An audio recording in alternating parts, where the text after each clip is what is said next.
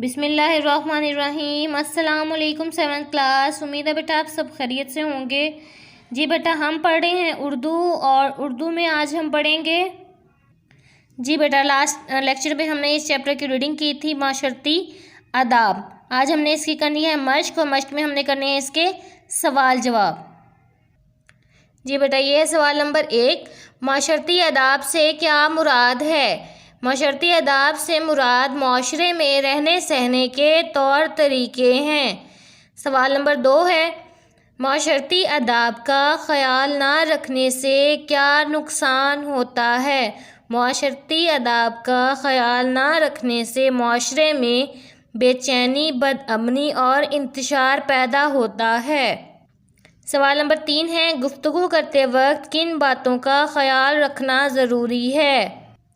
गुफ्तगू करते वक्त रास्तबाजी से काम लेना चाहिए, झूठ बोलने से इज्तनाब करना चाहिए, फजूल और बेमायनी गुफ्तगू ना की जाए, कोई ऐसी बात ना की जाए जिससे किसी की दिल आज़ारी हो। सवाल नंबर 4 है, गाड़ी चलाने वालों को किन बातों का ख्याल रखना चाहिए? गाड़ी चलाने वालों को गाड़ी की रफ्तार मुनासिब हद तक रखनी चाहिए, ख़ुसूसन बारिश के दिनों में ख्याल रखें। सवाल नंबर 5 है, चाल में मतानत और संजीदगी से क्या मुराद है?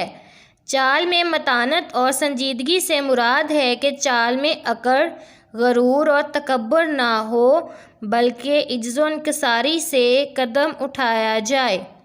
सवाल नंबर 6 है, अगर गलती सरजद हो जाए तो हमें क्या करना चाहिए? अगर गलती सरजद हो जाए तो उस पर शर्मिंदा होना चाहिए।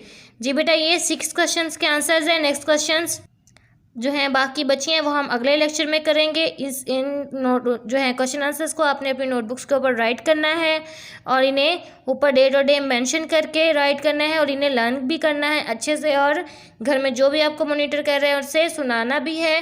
और जब आप लोग नोटबुक स्कूल में भेजेंगे तब मैं चेक करूँगी लाजमी। तब तक के लिए अपना ख्याल रखिएगा। फ़ी अमानिल्लाह, अल्लाह हाफिज़। बिस्मिल्लाहिर्रहमानिर्रहीम। अस्सलाम वालेकुम dear students, I hope you all will be fine, safe and sound at your homes. आज हम एक्सरसाइज 2.3 का क्वेश्चन नंबर 1 सॉल्व करेंगे। इसमें हमारे पास स्टेटमेंट क्या है? Put correct sign greater, less और equal between the following pairs of rational number. तो हमारे पास यहाँ पे जो है वो पहला पेयर दिया हुआ है, उसमें वैल्यू हमारे पास क्या है 1/2, और सेकंड जो उसकी वैल्यू है वो क्या है 15/20। तो सबसे पहले जो है वो हम इसके डिनोमिनेटर सेम करेंगे। तो 2 के साथ हम कोई ऐसी वैल्यू को मल्टीप्लाई करेंगे जो कि इक्वल टू 20 हो जाए। तो इसका जो है इसके साथ जब हम नंबर मल्टीप्लाई करेंगे 10, तो 10 टू द क्या हो जाएगा 20, और ये ही 10 जो है ये हम इसके न्यूमरेटर में मल्टीप्लाई करेंगे। तो 10 1 द क्या हो जाएगा 10। तो अब इसके डिनोमिनेटर सेम हो गए हैं। ये हमारे पास हो गया है 10/20 एंड 15/20। तो अब इसका कंपैरिजन करके देखते हैं। ये हमारे पास 10 वैल्यू है, और इसके जो न्यूमरेटर की वैल्यू है वो है क्या है 15। तो इसका मतलब ये है कि 10 इज़ लेस दैन 15। तो इसमें हमारे पास जो 1/2 होगा वो क्या है जी लेस दैन 15/20 है। इसी तरह नेक्स्ट हमारे पास क्वेश्चन है 1/2, और दूसरी वैल्यू जो है 1 है। तो सबसे पहले हम क्या देखते हैं कि जो हमारे पास 1 है इसका हमारे पास कोई भी न्यूमरेटर नहीं है, तो हम इसका न्यूमरेटर क्या कंसीडर करते हैं 1। तो अब हम क्या करेंगे, सबसे पहले इनके न्यूमरेटर सेम करेंगे। तो 1 के साथ हम किसी ऐसी वैल्यू को जो है वो अब इसके साथ जब हम कोई वैल्यू मल्टीप्लाई करेंगे तो 2 को मल्टीप्लाई किया 2 1 द 2 हो गया, और जो दूसरी न्यूमरेटर को मल्टीप्लाई किया 2 1 द 2 हो गया। तो अब जो हमारे पास वैल्यू आई वो क्या है 1/2, एंड जो सेकंड वैल्यू है वो है 2/2। तो जब अब इन दोनों का कंपैरिजन करके देखेंगे तो 1 और 2 न्यूमरेटर की वैल्यू है, तो 1 इज़ लेस दैन 2। तो इसका मतलब ये हुआ कि जो 1/2 है वो लेस दैन है किसके 2/2 के। तो जो आंसर हम राइट करेंगे इसमें हमारे पास क्या है 1/2 इज़ लेस दैन 1। ठीक है जी स्टूडेंट्स, अब आपका क्वेश्चन नंबर 1 के जो 1 to 6 पार्ट के बिटवीन रिमेनिंग पार्ट हैं वो आपने एज अ होमवर्क करने हैं। और जो नेक्स्ट आपका वर्किंग डे है उसमें आपका एक्सरसाइज 2.1 एंड 2.2 का असेसमेंट होगी। उसमें आपने अपने टेस्ट पोर्शन जो बनाए गए आपकी नोटबुक्स पे, वहाँ पे आपका जो भी असेसमेंट दी जाएगी आपने सॉल्व करनी है। और जो है इसकी बहुत अच्छे से आपने तैयारी करनी है। अल्लाह पाक आपके इल्म में इजाफ़ा फरमाए। फ़ी अमानिल्लाह। बिस्मिल्लाहिर्रहमानिर्रहीम। अस्सलाम वालेकुम dear students, I hope you all are fine. Previous lecture में हम लोगों ने चैप्टर नंबर 6 का एक क्वेश्चन डिस्कस किया था, हाउ एटम्स कंबाइन। एटम क्यों कंबाइन होते हैं, किस तरह से कंबाइन होते हैं। एटम अपने आप को स्टेबल करने के लिए दूसरे एटम के साथ कंबाइन होते हैं ताकि वो एक स्टेबल स्टेट में आ सकें। जिस तरह जो इसमें एग्जांपल दी हुई है उसके मुताबिक हाइड्रोजन जो है वो एक मोस्ट अनस्टेबल स्टेट में मौजूद है। हमारे पास इस वक्त हाइड्रोजन एक मोस्ट अनस्टेबल स्टेट में मौजूद है। अनस्टेबल स्टेट का मतलब है उसका एक ही शेल है, एक ही शेल में इलेक्ट्रॉन है और एक ही इलेक्ट्रॉन है, तो वो बहुत अनस्टेबल स्टेट में है। वो फिर क्या करता है, अपनी एनर्जी लूज करता है और दूसरे हाइड्रोजन एटम के साथ अपने आप को बॉन्ड में यानी कि कंबाइन करता है और एक बॉन्ड बनता है ताकि वो स्टेबल रह सके। एक एटम अपनी एनर्जी लूज करेगा, दूसरा एटम वही एनर्जी गेन करेगा। दोनों एटम अपनी अपनी एनर्जी लूज करके गेनिंग करके वापस एक दूसरे के साथ कंबाइन होंगे और उसको फिर हम H2 कहेंगे। ये सब हम लोगों ने पीछे पढ़ा है। आज हम लोगों ने नेक्स्ट फर्दर पढ़ना है। For this open your books page number 60। Okay जी, here we are valency and ions. आज हम लोगों ने वैलेंसी डिस्कस करनी है। वैलेंसी की यहाँ पे एक डेफिनेशन है, ये आप लोग याद करेंगे। The number of electrons that an atom wants to lose gain और शेयर इज कॉल्ड वैलेंसी। इसे अंडरलाइन कर लें, इसे याद करना है आपने। वैलेंसी वो होती है, वो कैपेसिटी होती है एटम की जो कि किसी और एटम के साथ कंबाइन करती है। यानी कि जो इलेक्ट्रॉन्स, बेसिकली हमारे पास पीछे एक कॉन्सेप्ट था कि एक न्यूक्लियस होता है, न्यूक्लियस के आसपास शेल होते हैं जिसमें इलेक्ट्रॉन्स को डिवाइड किया जाता है। के शेल में 2 इलेक्ट्रॉन्स, एल शेल में 8, एम शेल में 18 इलेक्ट्रॉन्स। ये एक उसकी पूरी की पूरी एक इलेक्ट्रॉन, और आगे बढ़ते जाएंगे तो शेल्स भी बढ़ते जाएंगे। तो जो लास्ट वाला शेल होता है, जो अनस्टेबल स्टेट होती है, वो हमेशा लास्ट वाले शेल में आती है। वो शेल जिसके अंदर इलेक्ट्रॉन्स की डेफिशिएंसी हो, जिसमें इलेक्ट्रॉन्स कम हो, वो उसकी अनस्टेबल स्टेट वाला इलेक्ट्रॉन कहलाता है। वो जो अनस्टेबल होता है वो एक तो शेल में होता है। अगर वो एक अनस्टेबल स्टेट में है तो उसके जो इलेक्ट्रॉन हैं, जो कि लास्ट इलेक्ट्रॉन जो हैं मौजूद हैं, वो किसी भी वक्त अपना बॉन्ड तोड़कर, अपना शेल तोड़कर निकल सकते हैं। इलेक्ट्रॉन हमेशा मूविंग स्टेट में ही रहते हैं, हमेशा वो मूव करते रहते हैं फास्टर टू फास्टर। तो जब उसकी जो इलेक्ट्रॉन होता है लास्ट आउटर शेल के अंदर, वो अपने बॉन्ड कभी भी बना सकता है और दूसरे नंबर पे वो अपनी जगह से हिल भी सकता है, वो निकल भी सकता है बाहर। सपोज जिस तरह मैं एग्जांपल है यहाँ पे आपको दी हुई कि एग्जाम्पल अगर देखें तो जो सोडियम एटम है उसके अंदर 1 इलेक्ट्रॉन वैलेंसी है और फ्लोरीन के अंदर जो है वो 1 इलेक्ट्रॉन की गेनिंग की जगह है। अब हम देखते हैं इसको पीछे पेज नंबर 59 पे। Okay, this is page number 59। 11 पे है सोडियम। सोडियम में क्या है, 11 इलेक्ट्रॉन्स हैं और 11 प्रोटॉन, 11 इलेक्ट्रॉन्स और 12 न्यूट्रॉन्स। तो हमने इसे डिवाइड किया, के शेल में 2 आ गए, 8 आ गए एल शेल में, और एम शेल में जस्ट 1 है। एम शेल में 17 जौन से हैं उसकी कमी है। फुल ऑन अनस्टेबल स्टेट है। ये जो 1 इलेक्ट्रॉन है ना, ये इसकी वैलेंसी है। सोडियम की वैलेंसी क्या है, ये 1 इलेक्ट्रॉन। ये बिल्कुल अनस्टेबल स्टेट में है और अकेला है।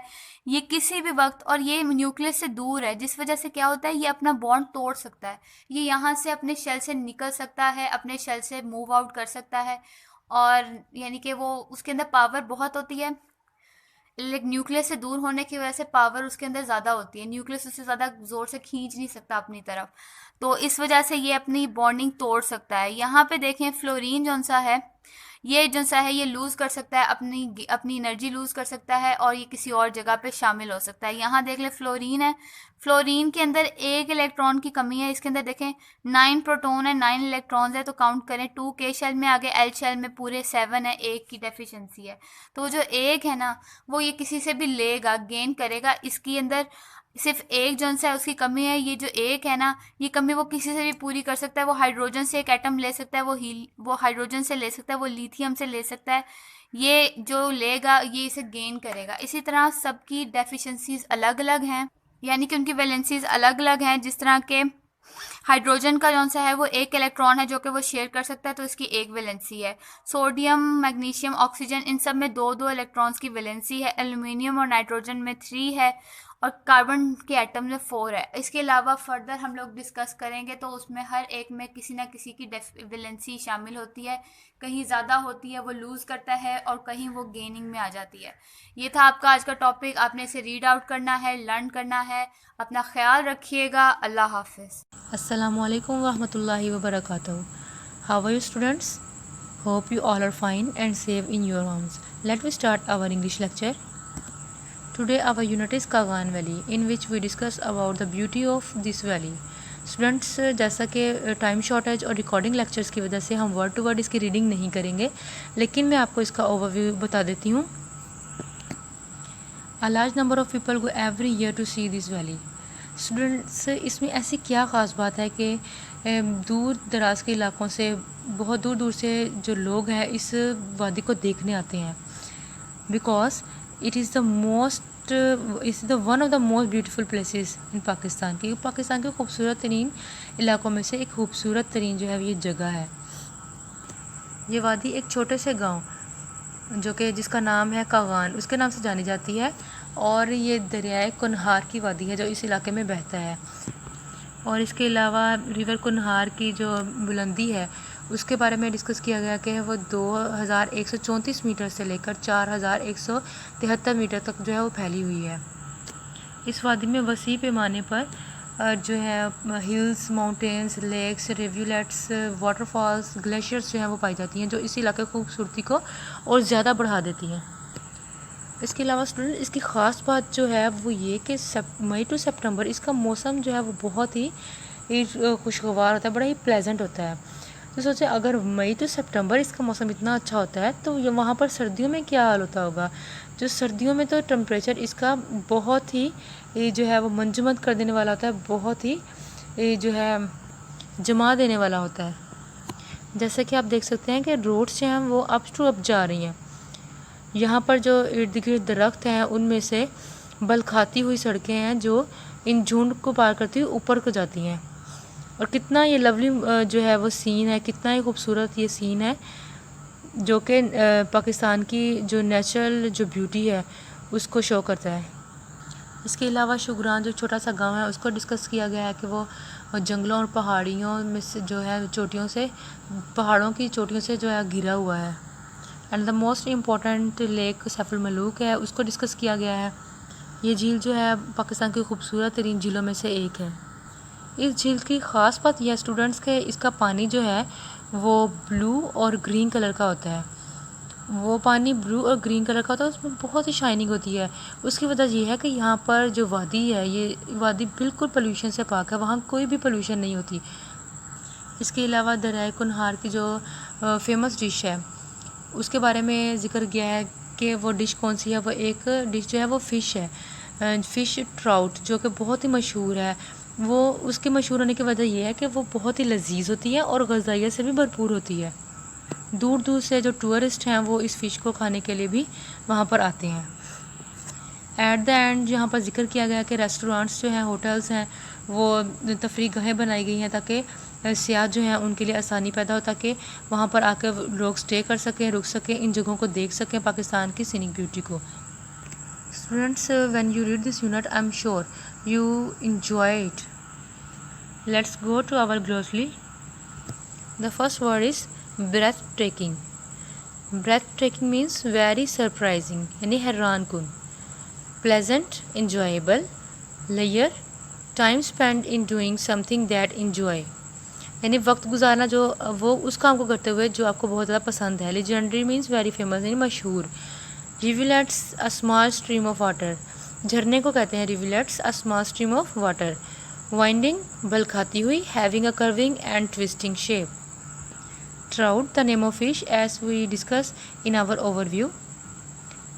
Spot, place. Spot means place. And elevation, the height of place from sea level. Elevation बुलंदी को कहते हैं, height of place from sea level. Glacier a large mass of ice. So students, आपने इनका जो है अपनी नोटबुक्स पर इनको नोट डाउन करेंगे और इनको लर्न भी करेंगे। Our period is over. फी अमानिल्लाह स्टूडेंट्स।